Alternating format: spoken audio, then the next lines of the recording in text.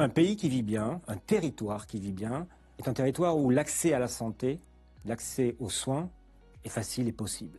Face au développement des déserts médicaux, le Crédit Agricole a décidé de créer un nouveau métier, Crédit Agricole Santé et Territoire, pour aider tous les acteurs de la santé, mais également pour apporter des réponses concrètes, des réponses diverses, adaptées à la spécificité de chaque territoire.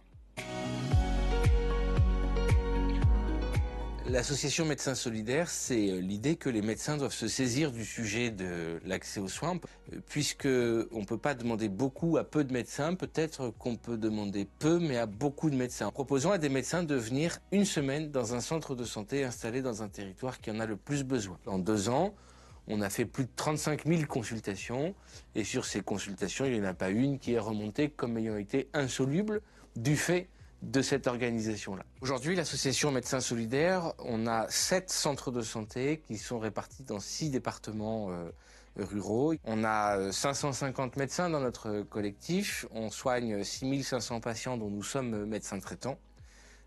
Et on a fait plus de 35 000 consultations à ce jour. Alors pour les patients, c'est vraiment comme un cabinet médical classique. Et après, ça se fait tout seul. On retrouve donc des médecins généralistes, ils sont 3, la médecine du sport, médecine du sommeil, une psychologue, et après on a 3 infirmières. La plupart des jeunes médecins cherchent un exercice avec des confrères. On a plus de chances de les séduire. Si dans leur cursus, ils ont appris à apprécier le territoire, on a quand même 2 assistants médicaux qui nous aident dans toutes les formalités administratives, mais qui font aussi les pré-consultations. Le docteur Trin est une ancienne stagiaire. L'organisation mise en place, ça correspond à ce que veulent les jeunes praticiens. On peut faire des choses dans le monde rural, il faut juste avoir envie de le faire. Il ne faut pas avoir peur, on est toujours à portée d'hôpital périphérique et je pense qu'en regroupant, les maisons médicales en sont peut-être un bon exemple. On a une infirmière sous la main pour faire un bilan en cas de besoin. Je pense que c'est cet assemblage-là qui permet aux jeunes générations de moins se sentir isolées. Je pense que les médecins qui sont implantés dans l'Indre ont tout intérêt à accueillir des jeunes internes. Et sur le nombre d'internes accueillis dans l'Indre, il y a de grandes chances qu'il y en ait quelques-uns qui y restent.